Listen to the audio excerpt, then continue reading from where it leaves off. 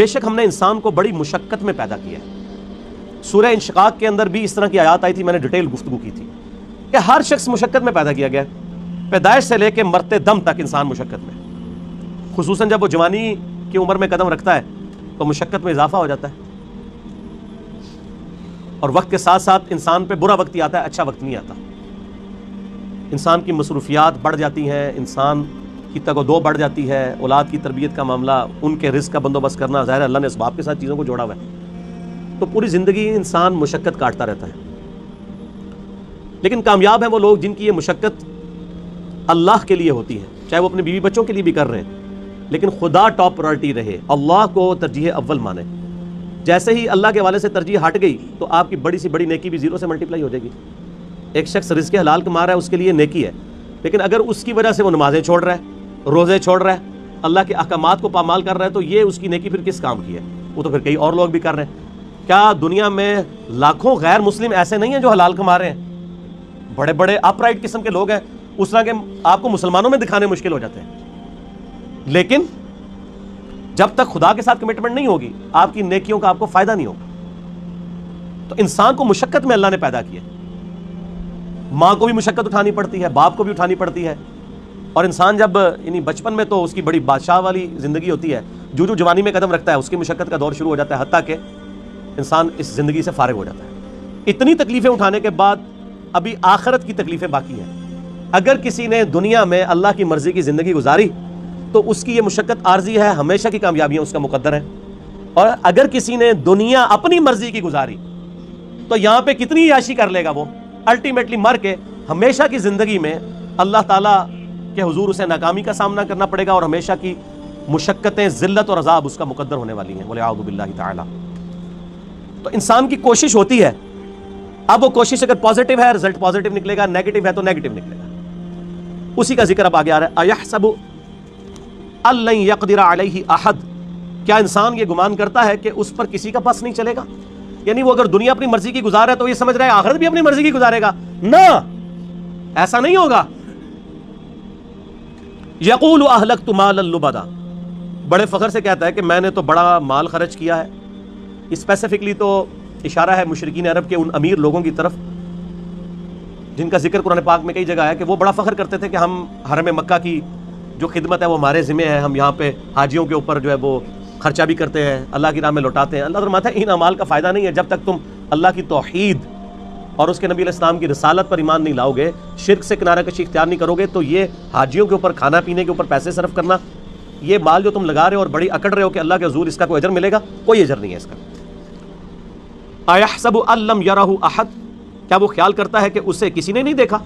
اس کو نہیں پتا یہ تم لوگ کس لیے کر رہے ہو، وہ کرتے تھے صرف اپنی عمارت کو جتانے کے لیے، ریاکاری کے لیے، لوگوں پہ اپنی جو دولت ہے اس کا روب ڈالنے کے لیے۔ جس طرح آج کل بھی آپ دیکھتے ہیں لوگ مساجد کے اندر وضو خانے بنواتے ہیں، ٹوائلٹس بنواتے ہیں، قالین ڈلوا لیتے ہیں، تو باقاعدہ وہ کئی جگہ پہ تو دیکھا گیا نیم پلیٹ لکھوا دیتے ہیں کہ وضو خانہ فلاں کے لیے ہوا ہے، فلاں کے سالے ثواب کے لیے۔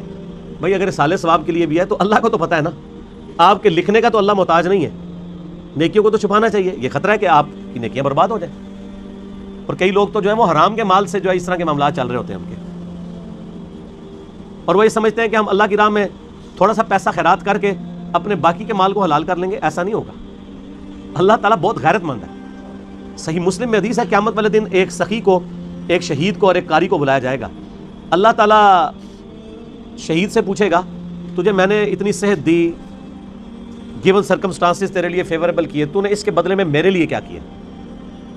وہ کہے گا یا اللہ میں نے جان دے دی، اور کیا کرتا؟ سب سے بڑی قربانی یہی ہو سکتی۔ اللہ فرمائے گا تو نے جان اس لیے دی تاکہ لوگ تجھے کہیں بڑا بہادر ہے، تو تجھے دنیا میں لوگوں نے بڑی تعریف کی تیری، تجھے دنیا میں اجر مل چکا ہے اس ریاکاری کا، اوندا منہ کر کے دوزخ میں ڈال دیا جائے گا۔ بولے اعوذ باللہ تعالی اللہم اجرنا من النار، آمین۔ سخی سے اللہ پوچھے گا تجھے اتنا مال دیا تھا، تو نے میرے لیے کیا کیا؟ کہ یا اللہ میں نے اتنا صدقہ اور خیرات کیا تیرے علم میں، حتیٰ کہ میں نے مسجدوں میں نیم پلیٹ بھی اپنے نام کی لگوائی ہے، تجھے نظر نہیں آتی وہ پلیٹیں؟ یہ میں کہہ رہا ہوں اس کی ایکسپلینیشن۔ اللہ فرمائے گا تو نے اس لیے سب کچھ کیا تاکہ لوگ کہیں بڑا سخی ہے، تو دنیا میں تیری بڑی تعریف ہوئی ہے۔ آج بھی آپ دیکھ لیں، میں نام لیے بغیر کہتا ہوں، لاکھوں کے دسترخوان روزانہ کے چلا رہے ہیں حرام کے مال کے اوپر، اور لوگ ان کی بڑی تعریف بھی کرتے ہیں، دیکھیں جی چلے جو کچھ بھی ہے غریبوں کو کھلا بھی تو رہا ہے نا. یہ کرائٹیریا دنیا میں ٹھیک ہے. یہ فرزانہ ڈاکو والا معاملہ جو ہے نا، وہ کہ بھی ایک ڈاکو وہ امیروں سے لوٹ کے غریبوں کی مدد کرتا تھا، یہ فلموں میں اچھا ہے، اللہ تعالیٰ کے لیے نہیں ہے. اللہ تو ایک کسی بھی کریٹیکل ریزن کی وجہ سے زیرو سے ملٹیپلائی کر دیتا ہے سب کچھ. بے پرواہ ہے نا سر. آپ اپنی داڑھی پگڑی نمازوں سے اور بڑے بڑے دسترخوانوں سے عوام کو دھوکہ دے سکتے ہیں، اللہ کو نہیں. صحیح مسلم میں حدیث ہے، اللہ تعالیٰ تمہارے شکلوں اور تمہارے مال کو نہیں دیکھتا، دلوں اور اعمال کو دیکھتا ہے. شکل بھی نہیں دیکھنی اور مال بھی نہیں دیکھنا. آپ لوگ کیا دیکھ رہے ہوتے ہیں؟ بڑا نورانی چہرہ ہے، اللہ کا کتنا کرم ہے اس پہ، کتنی دولت ہے.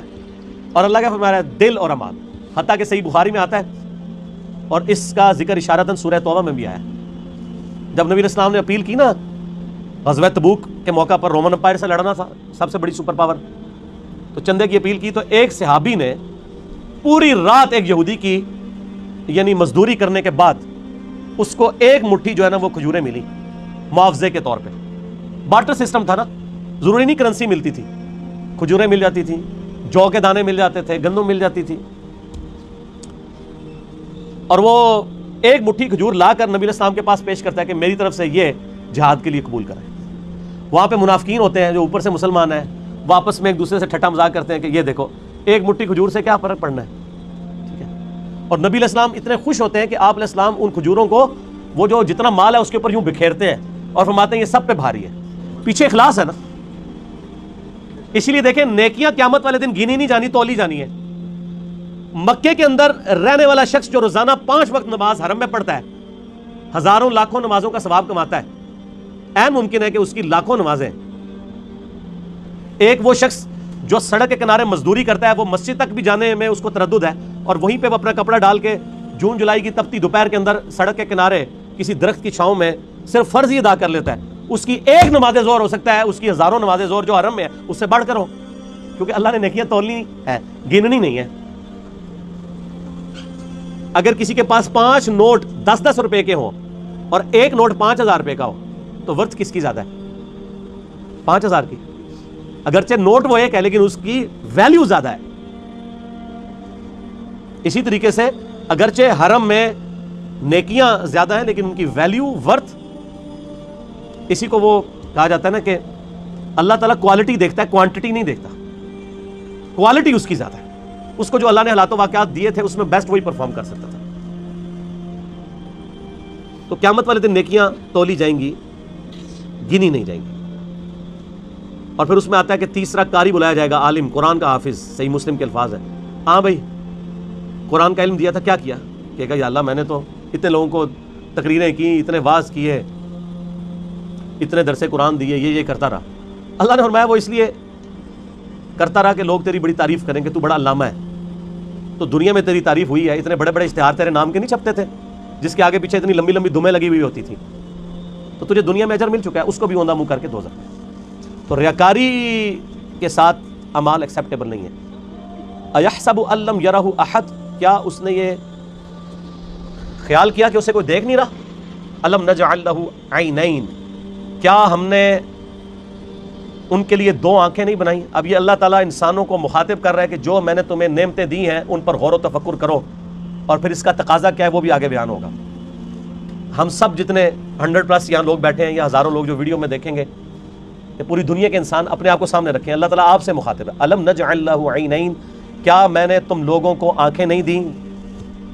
ولسانا وشفتین، اور ایک زبان اور 2 ہونٹ نہیں دیے؟ اس کے اندر قیامت مضمر ہے میرے بھائی. یہ زبان اور ہونٹ نہ ہو تو بچہ بڑا ہی نہیں ہو سکتا. اور جو ساتھ جبلی ہدایت اللہ نے دی ہے اسے پتا ہے کہ میں نے دودھ کیسے پینا ہے. بچے کو سکھانا نہیں پڑتا، وہ اپنی جبلی ہدایت، نیچرل انسٹنکٹ جسے کہتے ہیں، جیسا کہ ایک بکری کی نیچرل انسٹنکٹ ہے کہ وہ گوشت کی طرف دیکھے گی بھی نہیں اور گھاس کھائے گی. اور شیر جو ہے وہ گھاس اس کے سامنے، تازہ گھاس کیا تازہ سبزیاں بھی لا کے رکھیں وہ اس کی طرف منہ بھی نہیں مارے گا، گوشت کھائے گا. اس طرح کی اللہ تعالیٰ نے ہر انسان کو بھی ایک انسٹنکٹ دی ہے جس کی وجہ سے وہ بچپن ہی سے ان چیزوں کی طرف مائل ہو جاتا ہے. ہونٹ اور زبان چوسنے کے لیے. وَهَدَيْنَاهُ النَّجْدَيْنِ، اور ہم نے اس کو 2 راہیں دکھا دیں، 2 گھاٹیاں دکھا دیں. ایک معنی اس کا یہ بھی کیا گیا ان 2 گھاٹیوں سے مراد اس بچے کے لیے جو ماں کے دودھ پینے کی جگہ ہے وہ مراد لی گئی ہے، کیونکہ ہونٹوں کا ساتھ ذکر ہے اور زبان کا ذکر ہے، اور اس کے بعد اس کو جبلی ہدایت بھی دی ہے، یہاں سے تجھے دودھ ملے گا۔ اور ایک اس کا معنی یہ کیا گیا کہ ان گھاٹیوں سے مراد یہ ہے کہ اسے بتا دیا گیا ہے کہ یہ حق کا راستہ ہے، اس کا انجام جنت ہے، اور یہ برائی کا راستہ ہے، اس کا انجام جہنم ہے۔ انا ہدیناہ السبیل اما شاکرا و اما کفورا، ہم نے ہدایت کا راستہ دکھا دیا ہے، چاہے شکر گزاری کی روش اختیار کرو خواہ نہ شکری کی۔ فلقتحم العقبہ، پھر وہ داخل ہی نہیں ہوا اس گھاٹی کے اندر جو اللہ کی ریکوائرمنٹ تھی کہ کون سی گھاٹی اختیار کرنے والی تھی۔ وما ادراک ما العقبہ، اور تمہیں کیا پتا ہم کس گھاٹی کا ذکر کر رہے ہیں؟ فک الرقبہ، وہ گھاٹی ہے غلاموں کی گردن کو چھڑانا۔ میں اکثر کہتا ہوں کہ یہ جو مال خرچ کرنا ہے نا، یہ اللہ تعالیٰ کو اتنا محبوب ہے کہ قرآن حکیم میں نماز کے پیرلل ہمیشہ اللہ کی راہ میں صدقہ کرنے کا ذکر آیا ہے، اور یہاں پہ تو دیکھیں اس سے ہٹ کے نماز کا کہیں ذکر ہی نہیں، اللہ کی راہ میں خرچ کرنا، غلاموں کو آزاد کروانا۔ غلامی کا دور تھا، آج اس کی ماڈرن فارم یہ ہے کہ کوئی مقروض ہے اور آپ کو اللہ نے رقم دی ہے تو آپ اس مقروض کو اس قرضے سے نجات دلا سکتے ہیں۔ او اطعام فی یوم ذی مسغبہ، یا بھوک والے دن قحط کے عالم میں کسی بھوکے کو کھانا کھلانا، یہ ہے وہ گھاٹی جو تمہیں عبور کرنی ہے، یعنی جیب ڈھیلی کرنی ہے اللہ کے لیے۔